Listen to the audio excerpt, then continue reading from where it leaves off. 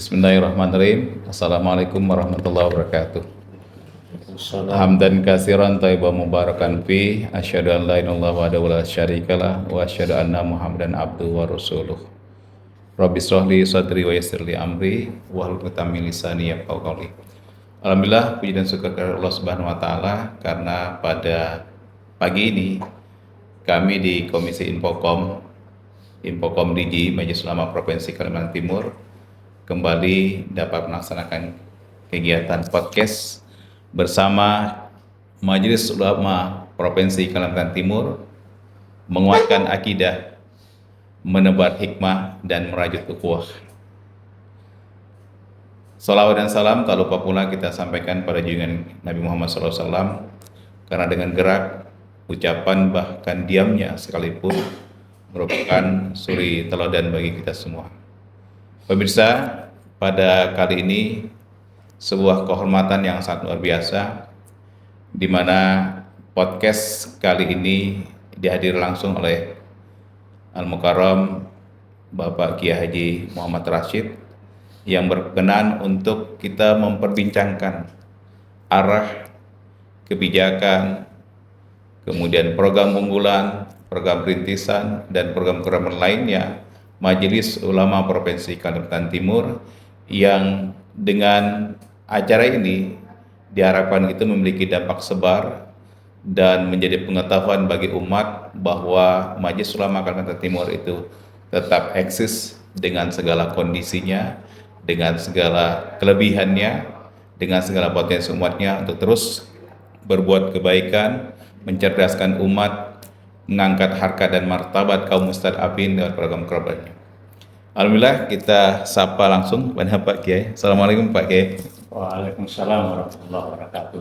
Luar biasa Pak Kiai, kegiatannya banyak sekali Pak Kiai. Alhamdulillah, dan Allah masih kemampuan berkegiatan karena kondisinya masih sehat. Iya. Kami berterima kasih sekali nih Pak Kiai dari Komisi Infokom Digi, yang Pak Kiai udah berkenan langsung untuk hadir. Kita memperbincangkan dari hasil dari Musda, kemudian Mukerda, yang tentu kita akan ingin tahu lebih banyak berkaitan dengan kenapa, karena situ ada hal yang menarik. Ada program rintisan, ada program prioritas. Nah, seperti apa ini Pak Kiai? Terutama berkaitan program prioritas itu seperti apa Pak Kiai? Program itu banyak, Iya. kan disusun waktu Mukerda, jangkauannya 5 tahun. Oke. Mukerda kita laksanakan per 2 tahun. Itu untuk menarik, dan yang banyak itu program yang kita nilai strategis untuk bisa dilaksanakan dalam jangkauan waktu 2 tahun. Dan itu dijadikan prioritas. Oke. Tentu kita melihat pertama dampaknya bagi masyarakat, yang kedua juga mungkin muncul hal-hal baru yang sebelumnya belum ada, kita jadikan program prioritas. Oke. Nah, dalam 2 tahun ke depan ini kita punya rintisan 1 program, kemudian yang prioritas itu jumlahnya 14 kalau tidak salah.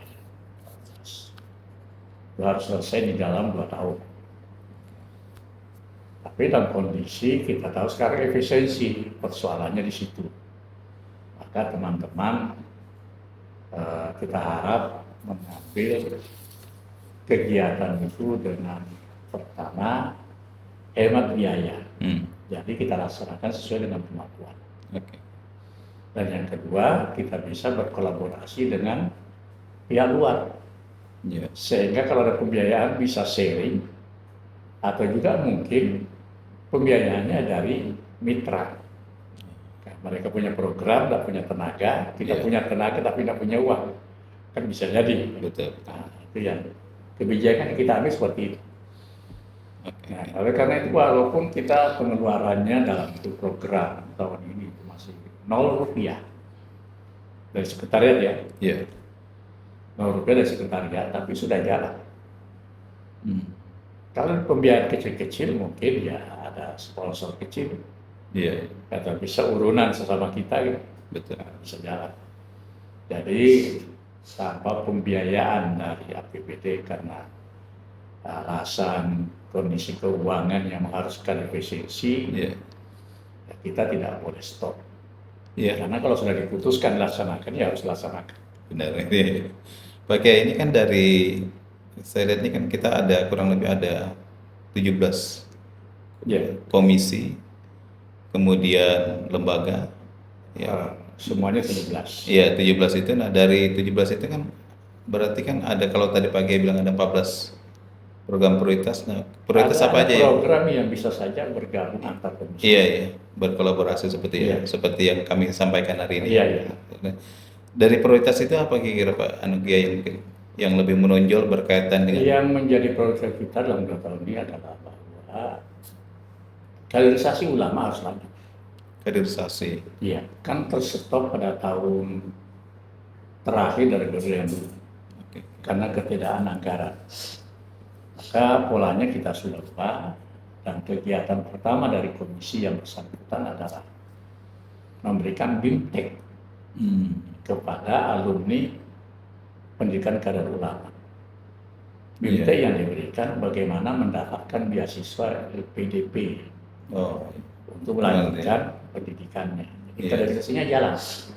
Hanya tidak merekrut seperti yang lama. Yang lama kita memerlukan uang yang banyak. iya, pengiriman itu Pak Kiai. Iya, Yang ke dan Gontor ini itu ya. adalah memfasilitasi bagaimana bisa mendapatkan beasiswa. Dan itu diikuti oleh hampir semua alumni yang tersebar di Kalimantan Timur. Hmm. Saya waktu ada di Berau dan ada alumni dua di sana nama saya Iya, iya. minta rekomendasi untuk bisa mendapatkan program S2. Dia kan Iya. yang masih S1. Nah, yang S2 bisa melanjutkan ke S3. S3. Persoalannya adalah bagaimana mendapatkan beasiswa itu di samping gratis-pol ya. Iya. Kalau dapat gratis-pol, alhamdulillah. Kalau tidak, misalnya S3 nggak kebagian atau belum kebagian. Rekomendasi dari Majelis Ulama ya Pak Kiai. Iya, semacam surat keterangan saja. Oh. Keterangan. Data kita berapa kan gini kondisi Pak. Hari ini kan yang sepuh ini kan terlalu banyak kita sudah ya. Makin Iya. sedikit. Ulama-ulama kita ini kan makin sedikit. Iya, kita Nah, menyiapkan kader ya, ulama. kaderisasi ulama ini. Kaderisasi ulama. Data kita Ya, ada berapa iya, persen? ya. Data kita ya. Oh, Kisarannya sekitar mendekati 200 200 ya. dalam 8 angkatan. Iya, iya. Ya, apa 180 sekian ya. Dari sekian itu Pak ya ada rekrutmen mereka ya di melapisi di komisi dan lembaga dan sebagainya. Ada. Mereka pertama sudah menyebar dalam kepengurusan kita. Alhamdulillah. Iya, Ya, termasuk Fatimah tadi. iya. Iya. Itu alumni. Nah, Betul. kemudian ada yang kita sudah beredaran kepada kabupaten kota, tolong direkrut, Iya, iya. diberi kesempatan. Selain kaderisasi ulama ini apa lagi Pak, yang prioritasnya ini? Masalah dakwah. Dakwah ya. Dakwah ini sangat penting kita lakukan karena jangkauan dakwah kita itu terputar di kota. Iya, iya, iya. Jika masuk ke pelosok itu sudah tidak jalan. Kenapa di kota? Karena di kota dai-dai itu tidak mengeluarkan pembiayaan, bahkan dapat biaya. Betul. Nah, tapi kalau ke pedalaman Hmm. itu harus menyiapkan pembiayaan. Maka itu menjadi satu program. Tapi program kita adalah bagaimana membuat semacam strategi supaya program-program di pelosok itu jalan. Ya. Teknisnya apa? Kader-kader tadi dikirim gitu Pak ya? Nanti dilibatkan. Oh, dilibatkan ya. Dilibatkan. Iya. Nanti komisi dakwah yang mempunyai tugas itu Iya.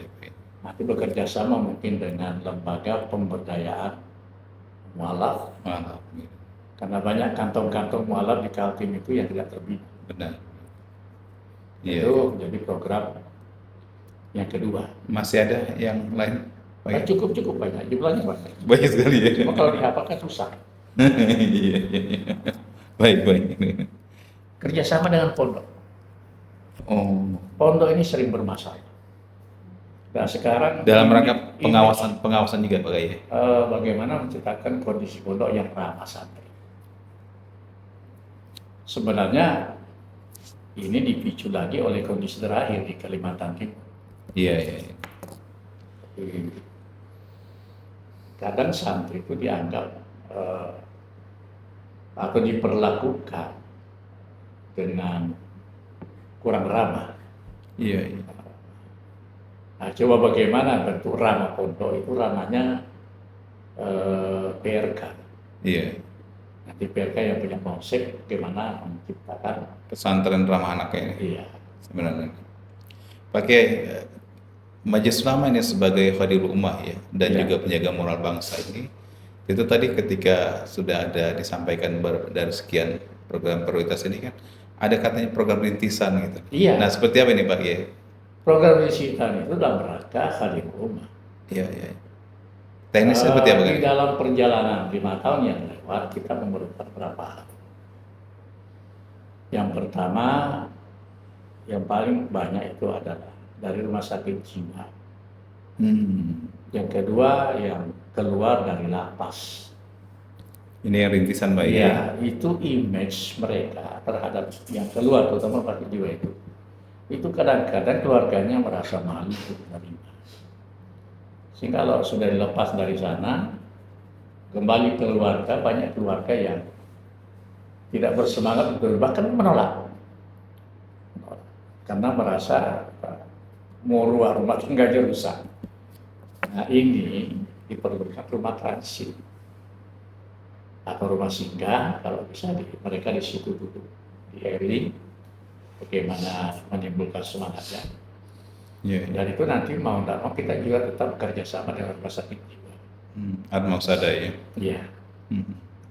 Ya, Ini luar biasa Pak Ikan, ini kan Kalimantan Timur ini kan sangat, tingkat depresinya kan nomor 2 kan, iya. setelah Jawa Timur. Jadi luar biasa Majelis Ulama justru. Ya, kita merespon itu. Iya, iya. Jadi ini diperlukanlah satu kebijakan atau program bagaimana yang stres itu bisa kita obati. Iya, Tapi iya. kadang-kadang mereka tidak bisa kembali ke tempatnya, ya kita siapkan rumah singgah. Nah, Singgah. pertanyaannya adalah membangun rumah singgah itu perlu biaya. Hmm. Nah, bisakah kita menggalang partisipasi? Satu-satunya jalan hanya itu. Kecuali kalau misalnya dari pemerintah daerah berkenan Iya, iya. membangunkan satu rumah singgah. Dimulai dari tanah segala macam Pak ya. Iya, besar kali. Atau menyewa dulu Kak, gitu ya. Bisa juga, tapi tetap memerlukan biaya kan. Nah, Iya, iya, iya. ya. Tapi ini sudah dicantumkan di dalam Mukerda, rintisan. rintisan Nah, ya, hasil mukerda. hasil mukerda rintisan. Mhm. Ya, walaupun target pengadaannya 2027. Iya, iya. Jadi ada waktu 1 tahun untuk mencari cara bagaimana bisa punya itu. Iya.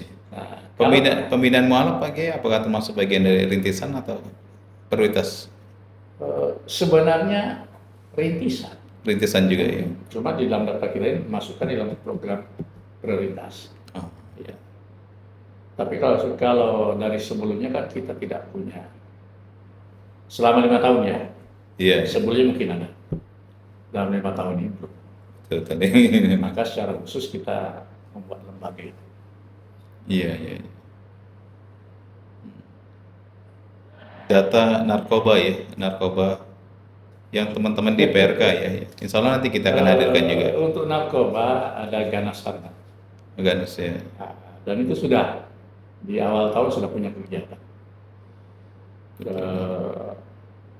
Biaya, narasumber, tempat kita minta di balai rehabilitasi. Luar biasa. itu gaya orang bekerja tapi tidak punya uang. Iya. Ada yang mau membantu ya kita tidak bantu. Tapi ya narasumbernya mereka, tempatnya mereka, biayanya mereka. Kita hanya mencari orang Iya, iya. untuk ikut serta. Jadi kemampuan dari masing-masing ketua komisi ini ya, sama. Ya, selama ini kita memberikan keleluasaan kepada ketua komisi, lembaga untuk beraktivitas. Iya. Ya kemarin kan ada kegiatan dan itu masuk ke program ini. Pelatihan digital marketing Iya, iya. untuk UMKM dan juga merasuk di dalamnya ada bagaimana produk-produk itu halal. Betul. Jadi sudah 2 komisi sebenarnya bergerak di situ. Iya, iya. Walaupun ya dari sektornya penguatan ekonomi. Iya. Pak Kiai, kita sudah perbincangkan luar biasa ini dari program prioritas, kemudian juga program rintisan. Ya. Nah, terkait dengan Komisi Infokom DG yang kita juga tadi sudah sadar betul bahwa pentingnya dakwah ini tidak hanya di Iya. ruang terbatas, tapi juga di ruang-ruang media sosial. Nah, seperti apa tanggapan Pak Kiai? Eh, Iya, Untuk kondisi sekarang, Infocom itu strategis apakah dan itu termasuk? menjadi semacam apa ya, informasi masyarakat apa yang dilakukan oleh media sosial. Jadi muara informasinya dari situ. Iya, iya, Nah, tentu dalam hal yang seperti ini, eh, kemampuan Infocom dari segi peralatan dan ketenagaan menjadi sesuatu yang menjadi perhatian kita.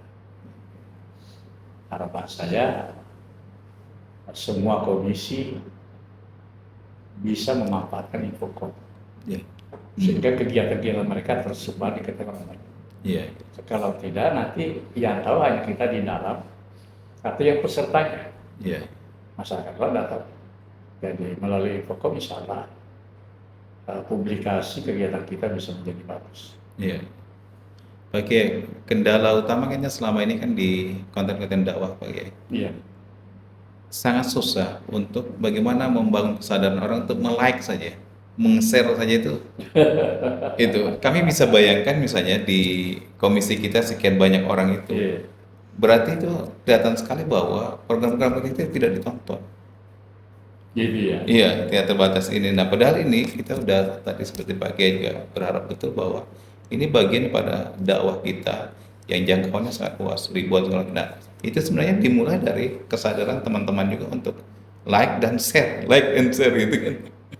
Mungkin bisa ada himbauan harus diimbau mereka. Iya, itu. Seperti yang ini kalau bisa di share. Iya, itu lakukan terus itu. Saya kira perlu di. Siap, siap. Ada masih perlu disampaikan Pak Kai, kita yang udah mau mengakhiri pertemuan ini. Ya, melihat kondisi kita ya. Ya, Dan kondisi ini tidak hanya kita ya. Saya kira semua ormas yang bergerak untuk kemaslahatan umat, tetapi pembiayaannya berasal dari APBD. iya, Kita harus mengambil sikap bersama bagaimana menggali sumber-sumber pembiayaan. iya, Kalau hanya disandarkan kepada Pak Bendara, itu kasihan. iya, Minimal informasi siapa yang bisa kita hubungi untuk bergerak seperti melaksanakan program. Jadi kita perlu menjalin kebersamaan. oke, Kalau selama ini antar ormas, sekarang kita harus lebih jauh masuk ke masyarakat luas. iya, Sebab di sana banyak potensi yang kadang-kadang tidak tergarap. Bukan berarti kita dalam hal ini cari keuntungan, tidak. iya, Tapi kita menggarap itu untuk menjawab bagaimana menggerakkan roda organisasi. Itu yang pertama. Kemudian yang kedua, saya bersyukur alhamdulillah bahwa teman-teman selama ini bekerja. Orientasinya memang pengabdian. oke, Selama orientasi itu tetap sebagai pengabdian, maka kendala-kendala kecil itu bisa iya, tidak menjadi masalah untuk kita lewati. siap, iya, Jadi kebersamaan saya kira memang perlu. iya, Kebersamaan antar komisi, antar pengurus dan sebagainya. Dan mudah-mudahan lewat jaringan podcast kebersamaan itu bisa menjadi jembatan iya. kebersamaan. Saya kira itu ya. Baik, luar biasa ya kita perbincangan yang sangat mencerahkan ya bagi kita semua. Alhamdulillah kita bisa mengakhiri karena beliau juga sudah berkenan untuk hadir pada hari ini dan sudah banyak diperbincangkan tentang program-program prioritas, program-program kritisan, kemudian bagaimana juga seharusnya dari Komisi Infocom DG ini untuk berperan seperti itu. Terima kasih Pak Kiai, sehat selalu dan terus mencerahkan umat. Amin, amin, amin. Amin. Ya, kita bertemu lagi pada acara berikutnya bersama Majelis Ulama Provinsi Kalimantan Timur, menguatkan akidah, menebar hikmah, merajut ukhuwah. Assalamualaikum warahmatullahi wabarakatuh. Waalaikumsalam warahmatullahi